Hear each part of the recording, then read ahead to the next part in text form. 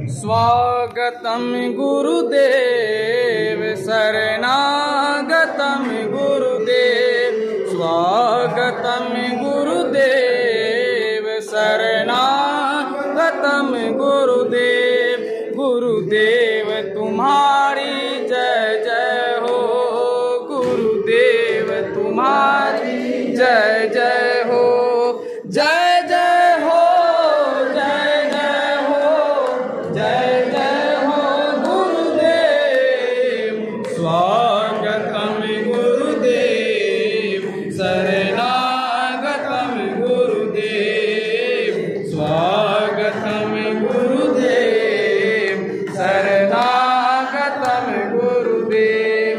बोलिए प्रेम से श्री सद्गुरु महाराज की जय।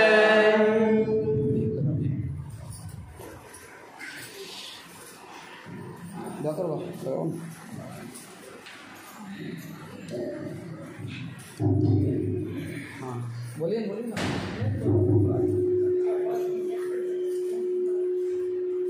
शशि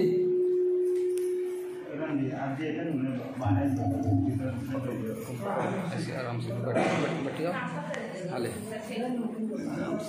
ऐसा नहीं है फेस आना चाहिए। इन्वर्टर लग लीजिए ऐसे क्या बोलते हैं आप बोल ना।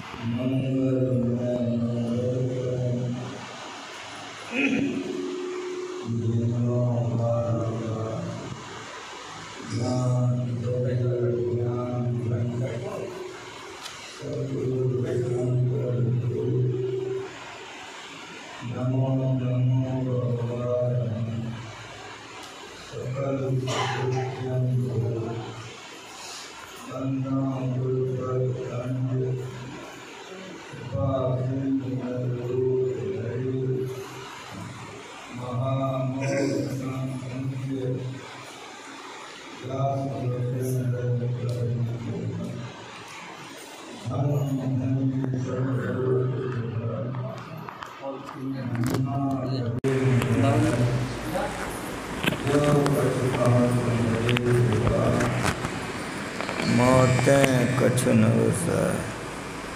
बोलिए प्रेम से श्री सद्गुरु महाराज की जय।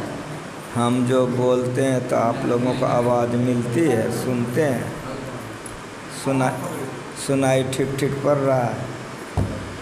हम जो बोलते हैं तो आप लोग साफ साफ समझ लेते हैं, नहीं समझता साउंड बॉक्स को इधर घुमाओ तो अपना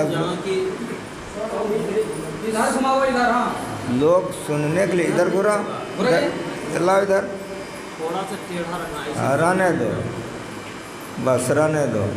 लोग बढ़िया से हमारी आवाज़ सुन सके, अगर वहाँ नहीं सुन सके तो हॉल में ला कर रखो। अब आप लोगों को आवाज़ सुनाई पड़ रही है, सुन रहे हैं? नहीं सुनिएगा तो हमको कहिएगा। यहाँ सुनने न आए हैं, कोई भोजन करने के लिए जाए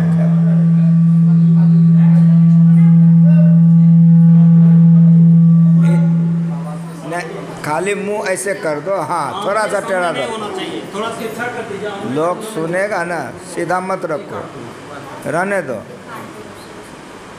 बोलिए प्रेम से यह सत्संग का आयोजन गृहपति ने नया भवन बनाया है, इसके उद्घाटन में इस सत्संग का आयोजन किया गया है। अरुण बाबू सभी भाई मिलकर के ये मकान बहुत बढ़िया बनाया है, लेकिन घरवास के लिए सत्संग होना चाहिए कि नहीं होना चाहिए, पूजा पाठ। हम पहले कह दिए थे कि खूब बढ़िया से बनाइए, आएंगे तो सत्संग कर देंगे। संजोग लग गया, बहुत बढ़िया आ गए। यहाँ गुरु महाराज जी का तस्वीर लगा कर के सत्संग हो रहा है। क्यों हो रहा है इसको बढ़िया समझिए। सबसे पहले तो ये आप लोग समझिए कि गुरु महाराज जी का तस्वीर लगा के सत्संग हो रहा है। कहीं कोई उद्घाटन होता है तो लोगों के मन में होता है कोई देवी देवता का तो पूजा करवे नहीं किया। तो गुरु महाराज की तस्वीर जहाँ लग गई, गुरु महाराज जी की पूजा जहाँ हो गई, वहाँ 33 करोड़ देवी देवता का पूजा हो गया। ये आप लोगों को पहले समझना चाहिए। गुरु पूजे सब देवन पूजे। जहाँ गुरु की पूजा हो जाती है वहाँ सब देवी देवता का पूजा हो जाता है। इसीलिए गुरु क्या है समझना चाहिए। देवी देव समस्त जितना देवी देवता है सब गुरु में करें निवास। गुरु कहने से सब आ जाते हैं। इसीलिए गुरु पूजे सब देवन पूजे। गुरु का स्थान इतना ऊंचा है, गुरु का स्थान इतना ऊंचा है कि गुरु गोविंद दोऊ खरे काको लागू पाए, तो बलिहारी गुरु आपके जिन गोविंदियो लखाए। अगर गुरु हों और भगवान ठहरे हों तो पहले किसको प्रणाम करिएगा, गुरु को कि भगवान को? पहले प्रणाम किसको होगा? गुरु को। पहले गुरु को होगा। इसीलिए भगवान भी इस धरती पर आए तो गुरु का सेवा किया। राम भगवान आए तो गुरु का सेवा किया, पैर दबाए, नहवाए, भोजन कराए। कृष्ण भगवान आए लकड़ी तोड़ के लाते थे, गुरु का सब सेवा करते थे। तो गुरु का स्थान भगवान से बेसी है। गुरु पूजे सब देवन पूजे, एक देवता नहीं। गुरु पूजे सब देवन पूजे। जहाँ गुरु की सेवा हो जाती है वहाँ सबका सेवा हो जाता है। इसीलिए ये बात मन में नहीं घूमने लग जाए कि यहाँ कोई देवी देवता का पूजा नहीं हुआ। कम कर दीजिए थोड़ा सा। गुरु महाराज का जहाँ पूजा हो जाता है, आह्वान हो जाता है, तो हम आप लोगों को संत वाणी सुना रहे हैं, अपनी वाणी नहीं सुना रहे हैं। गुरु पूजे सब देवन पूजे। गुरु पूजा सब पूजा। जहाँ गुरु की पूजा हो गई सबकी पूजा हो गई। जहाँ गुरु का जयकार हो गया सब देवी देवता का जयकार हो गया। इसीलिए गुरु शब्द को समझिए। जितने देवी देवता हैं सब गुरु में निवास करते हैं। और सुनिए कि गुरु कहने से माता पिता मास्टर शिक्षक सब हो जाते हैं, और गुरु कहने से परमात्मा भी हो जाते हैं। परमात्मा भी गुरु शब्द में आ जाते हैं। सीधे सीधे समझिए कि ज्ञान देने वाले को गुरु कहते हैं। ज्ञान देने वाले को गुरु कहते हैं। तो परमात्मा ज्ञान देते हैं, सब देवी देवता ज्ञान देते हैं, माँ बाप ज्ञान देता है, सास ससुर ज्ञान देता है, मास्टर शिक्षक ज्ञान देता है। जितना ज्ञान देने वाले हैं सबको हम गुरु कहते हैं। इसलिए गुरु शब्द बड़ा व्यापक शब्द है, इसको हम लोगों को समझना चाहिए। इसीलिए गुरु पूजे सब देवन पूजे। गुरु माँ जी का पूजा हो गया, सब देवी देवता का पूजा हो गया। गुरु माँ जी की तस्वीर लगा दी गई और सत्संग आप लोग सुनने आए।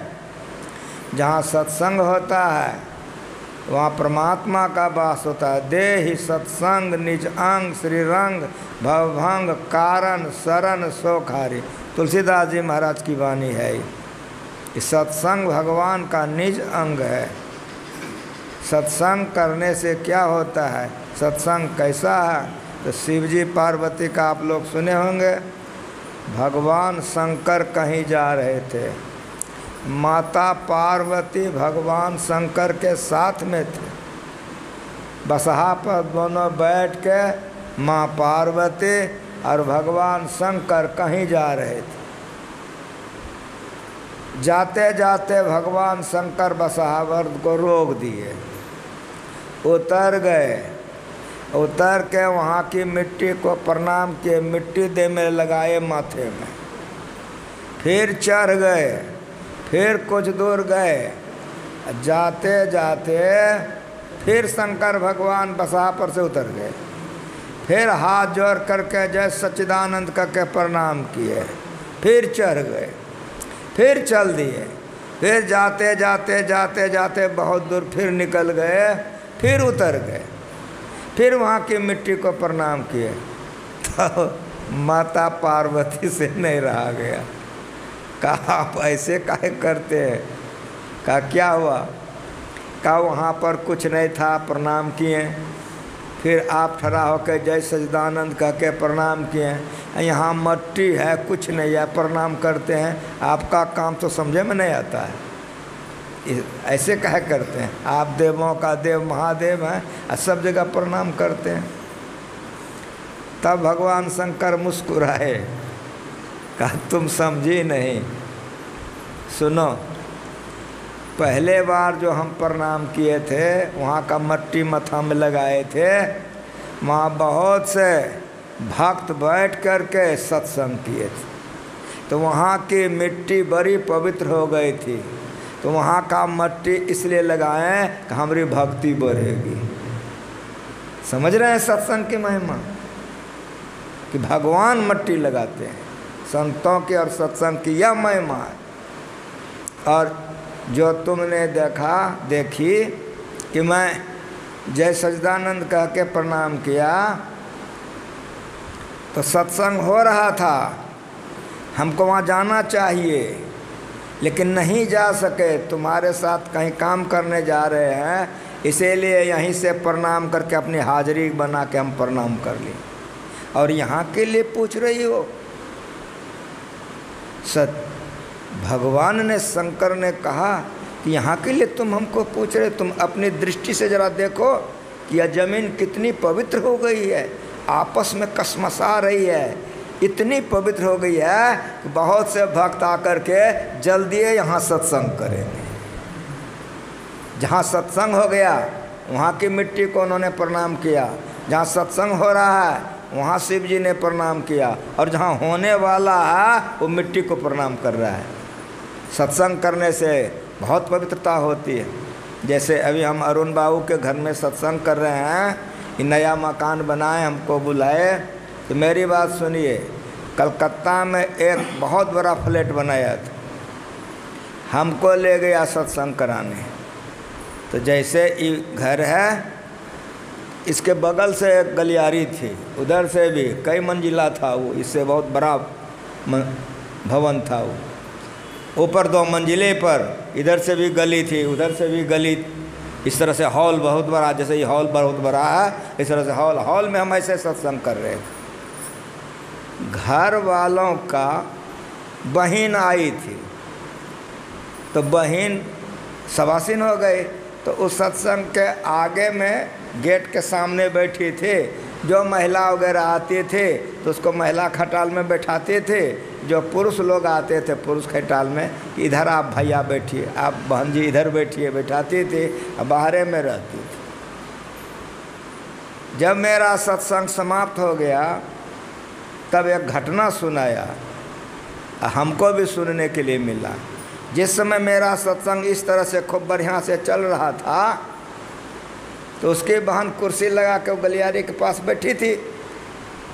एक महिला बहुत भयंकर, चेहरे एकदम भयावह, चूल खुला हुआ, आँख बरकी बरकी, उस गलियारे से निकली और उधर धौस मार दी। बेचारी डर गई। तो क्या काम की कुर्सी उठा करके इधर वाली गली के तरफ में ले आई, कि इधर उधर से करने लग गई। सत्संग मेरा चल रहा है, सारे लोग ऐसे बैठे हुए हैं, और सत्संग होते होते इधर से एक पुरुष निकला, दांत बहुत बड़ा बड़ा, आँख डिबिया ऐसा ऐसा, बहुत भयंकर भयावह चेहरा। वो उधर से जो निकला तो उधर धौस दे दिया। उसके बहन डर से हॉल में आके बैठ गई। जब सत्संग की समाप्ति हुई तो अपने भाई से कहा कि भैया आपके यहाँ सत्संग हुआ था, आपका तो बड़ा कल्याण हो गया। कहा क्या हुआ बहन?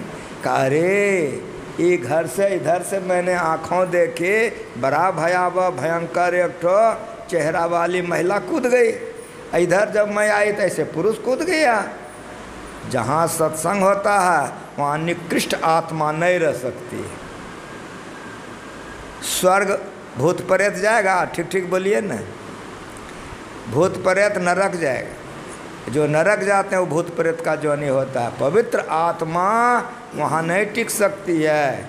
जिस तरह से सत्संग हो रहा है, जहाँ सत्संग होता है पापी को मन नहीं लगता है, वो कहता है तो ऐसे नहीं करो, नहीं हम कर क्या करो। मतलब ये हुआ कि आप ही लोग कीजिए ना, हम करके क्या करेंगे। जिस तरह से किसी को बुखार हो जाता है ना, तो बुखार वाले आदमी का भोजन करने में रुचि नहीं लगती है, कतनो बढ़िया भोजन बना के दीजिए उसको तीता लेगा। जैसे ज्वर के जोर से, ज्वर कहते हैं बुखार को, जैसे ज्वर के जोर से भोजन की रुचि जाए, बुखार में भोजन अच्छी नहीं लगती है, तैसे ठीक उसी तरह जो पापी है उसको सत्संग अच्छा नहीं लगता। उसी तरह से पापात्मा पवित्र स्थान पर नहीं टिक सकता है। जहाँ सत्संग होता है वहाँ की निकृष्ट आत्मा माना पापी आत्मा सब खाली कर देता है। हम लोग पूजा पाठ सत्संग क्यों कराते हैं? मेरा जगह पवित्र हो जाए। तो पवित्र कैसे होगा? जब तक भूत प्रेत है उधर नहीं भागेगा तो पवित्र होगा।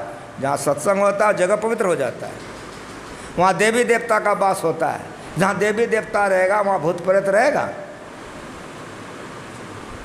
इसीलिए सत्संग की महिमा ऐसी है, सत्संग की महिमा ऐसी है कि कोई इसका बखान करके नहीं कह सकता है।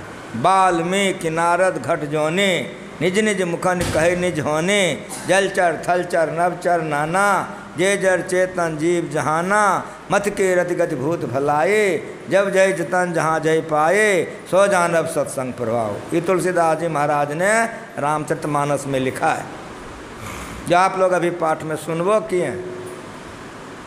काक हों पिक बकौ मराला, जो लोग मांस खाते हैं, मछली खाते हैं, शराब पीते हैं, बहुत गड़बड़ हैं, वे सत्संग में आते हैं सब छूट जाता है। काक हों पिक, पढ़े लिखे हैं आप लोग। काक कौवा को कहते हैं, पिक कोयल को कहते हैं। अगर कागा बोलने लगता है, कौवा बोलने लगता है तो हम लोगों को अच्छा नहीं लगता है, ढेला मार के उड़ा देते हैं। लेकिन अगर कोयल बोलने लग जाए तो सब काम धंधा छोड़ के सुनते हैं का है, तो बड़ा बढ़िया लगता है। उसी तरह से जो अभद्र व्यक्ति है, गाली गलौज बकता है, क्या से क्या बोलता है, ऐसा आदमी अगर सत्संग में आता है तो 60 सुधराए सत्संग गति पाई, उसका सुधार हो जाता है, उसका उद्धार हो जाता है। फिर बकौ मराला, बकौ बगुला, मराल हंस। पानी में बगुला होता है, अब पानी में हंस भी होता है कि नहीं होता है? बगुला चुन चुन करके मछली खाता है कि नहीं खाता है? हंस मछली नहीं खाता है, समझ रहे हैं? उसी तरह से काक हों पिक बकौ मराला, जो लोग मांस खाते हैं कच्चे, बकरा काट करके, बकरी काट करके, क्या क्या काट काट करके खाता है, मछली खाता है, ऐसे जो लोग हैं, दारू शराब खाता पीता है, ऐसे जो लोग हैं उसको बगला बताया गया है। लेकिन इस सत्संग में जब आता है तो सुनते सुनते वो सब छोड़ के सत्संगी हो जाता है, उसका बात लोग सुनने लगते हैं, वो हंस हो जाता है, बगला हंस हो जाता है। काक हों पिक बकौ मराला, सुन आश्चर्य करे जन कोई, हे लोगों सुन करके आश्चर्यचकित मत हो जाओ। क्यों? तो सत्संग की महिमा नहीं गई, सत्संग की महिमा छिपी नहीं हुई है। क्या? तो वाल्मीकि नारद घट जोनी, निज निज मुखन कहे निज होने। संतों ने जो भी कुछ कहा हम लोगों के लिए पक्का बात कहा है, गलत नहीं कहा है। रत्नाकर बहुत बड़ा हत्यारा था, बहुत बड़ा हत्यारा था। रहता कहाँ था? जंगल में, चौबटिया पर रहता था। जो लोग आते थे उसको पकड़ लेता था, पकड़ करके गला काट देता था। तब उससे जितना जो माल मिलता था सब समेट के घर चला जाता था, इसी से अपना परिवार चलाता था। पर ये आपका रामायण में लिखा हुआ रत्नाकर इतना दुष्ट था, लेकिन उसी होकर के नारद बाबा चले जा रहे थे। नारद बाबा को देखा, रत्नाकर पकड़ करके ले आया। कहाँ ले आया? एक गाछ के पास में। गाछ के पास ला करके उठाया फरसा काटने के लिए भुजली। पूछा, नारद बाबा ने पूछा कि रत्नाकर क्या करोगे? का बाबा जी अभी पता लगेगा क्या करें। अभी आप लोग बैठ करके हम लोग क्या गाएं? सब संतन की बड़ी बलिहारी। संत कैसे होते हैं? दुख भंजन, पढ़े लिखे हैं। दुख भंजन, दुखों का नाश करने वाले संत होते हैं। दुख भंजन गंजन। कब से संसार बना है, काम क्रोध लोभ मोह में हम लोग डूब रहे हैं, मर रहे हैं, दुख पा रहे हैं। ये दुख से उठाने वाले संत होते हैं। लेकिन उठाते कैसे हैं? तो ज्ञान ध्यान निधि जग उपकारी, ज्ञान का बात सुनाते हैं, ध्यान करने के लिए सिखाते हैं। निधि में होता खजाना, बिंदु ध्यान विधि ना ध्यान विधि, ये बता करके देवता बना देते हैं, पूजने लायक बना देते हैं। कहा, रत्नाकर क्या करते हो? ये जो कर्म कर रहे हो, लोगों का कत्ल करते हो, लूट पटात करते हो, खाता तो सब कोई है, नरक में तुमको अकेले जाना पड़ेगा। कहा, नहीं, मेरी पत्नी मुझे बहुत मानती है, मेरी माँ हमको बहुत मानती है, मेरे पिताजी परिवार के लोग हमारे अच्छे हैं, ऐसी बात नहीं है। कहा, नहीं जानते हो, तुम परीक्षा करके आ जाओ। रत्नाकर ने कहा, बाबा जी चालाकी जानते हैं, चाहते हो हम उधर जाएं, इधर न दूएगा रो, आप नहीं छूट सको। संत कैसे होते हैं? अपने ऊपर विपत्ति सह करके हम लोगों का कल्याण कर। कहते हैं, अगर तुमको ऐसा विश्वास है तो हमको गाछ में बांध दो। बनवा लिए अपने को। तब गया, दरवाजे पर उसके पिताजी थे, पूछा, कहा कि हम अब बूढ़े हो गए, कमा के तुम कहीं से लाओ, हमारा पोषण करना तुम्हारा कर्तव्य है। कर्म का जो फल है उसका तो तुमको भोगना पड़ेगा। जा रहा था अंगना, डेढ़िए पर माँ से भेंट हो गई। माँ को जब बोला तो माँ बड़ी जोर से बिगड़ी कि 10 महीना पेट में ढोए हैं रत्नाकर तुमको, तुम्हारा पैखाना पेशाब धोए हैं नरक में जाने के लिए रे। कैसे बोला? तुमको विचार नहीं हुए? अब मैं बुरी हो गई, कमा के तुम कहीं से खिला। कर्म का फल तो भोगना पड़ता है, समझ रहे हैं मेरी बात को? तैयो रत्नाकर को बल रहा, क्या रहा? अच्छा, हमारी पत्नी है ना 50-50, अंग्रेजी में, हिंदी में आधा आधा कि ना, अर्धांगिनी। जाके पत्नी से पूछा है, पढ़िए। तो पत्नी भी साधारण नहीं थी, बड़ी विदुषी थी। का 2 गवाही के बीच में मैं आपकी सेविका बनी हूँ।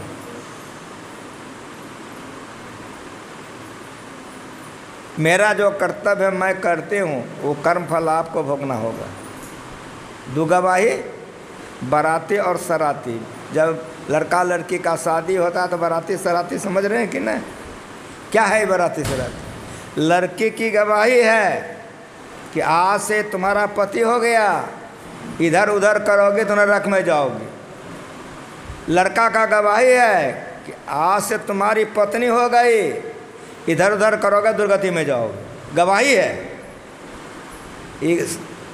बाराती सराती लड़का लड़की का गवाही है। और सुनिए, आप लोग सदगृहस्थ हैं, मेरी बात सुनिए। अपने लोग वैदिक हैं, मरवा बनता है, जहाँ शादी होती है वहाँ पर अग्नि जलाई जाती है, होम होता है। आप लोग सब शादीशुदा बैठे हुए हैं, लड़के के हाथ में लड़की के हाथ डाली जाती है, उसी समय में ब्राह्मण पढ़ाते हैं। पत्नी ने कहा कि अग्नि की साक्षी में मैं आपकी सेविका बनी हूँ, कमा के आप कहीं से लाइए, आप जानिए, उससे बना के खिलाना मेरा कर्तव्य है। पर के देखिए कि रत्नाकर का हृदय फट गया। हृदय फट गया, आँख से हरहरा के आंसू गिर गई कि इतने आदमी का कत्ल किए कि नरक में भी बास नहीं होगा। हृदय फट गया कि आह।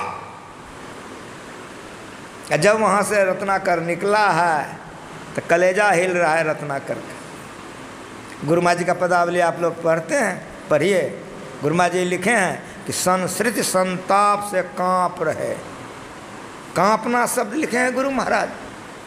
संस्कृति संताप से कांप रहे, भव भौर भ्रमजीव हाँफ रहे। तिन्हें ढारस दे समझाए कहे, गुरु नाम सुमर सत्संतों। रत्नाकर आया और नारद बाबा के चरण पर गिर गया और अपने आँख के आंसू रूपी गंगा जल से पैर धोने लग गया कि धरती पर आपके सिवा कोई नहीं है। इतने का कत्ल किया हूँ, इतने का वध किया हूँ कि नरक में भी जगह नहीं मिलेगी। साथ साथ मन लिखा है कि इतना जन्म हो गया था, कहीं कहीं कई गाड़ी जन्म हो गया था। जो भी हो तो जन्म वाले का तो इतना, बिगड़ जन्म वाले का कोई गिनती है? कितना पाप किया था। रोने लग गया चरण पकड़ करके कि हमारा उद्धार कीजिए। तो उसी समय में हम आपको क्या सुनाएं, जो संत होते हैं बड़े दया के सागर होते हैं, उसी समय बैठा करके उसको भजन भेज दे दिया। जो लोग आप लोग लिए होंगे उसको मंत्र दे दिया जाप करने के लिए कि मंत्र का जाप करो, पाप कट जाएगा, उद्धार हो जाएगा तुम्हारा। तो संसार से तो टूटिए चुका था, माँ बाप पत्नी घर छोड़ के आइए गया था। अगर माँ बाप पत्नी पति भोग विलास संसार अच्छा लगेगा तो भगवान अच्छा नहीं लगेगा, याद रख लेना। जिसको भगवान अच्छा लगता है उसको संसार अच्छा नहीं लगता है। पहले संसार से तोड़ आवे तब बात पिया की पूछिए जी, म्यान एक तलवार दो, किस भांत सेवा में कीजिए जी। मन एक है, चाहे पाप कमा लो चाहे पुण्य कमा लो।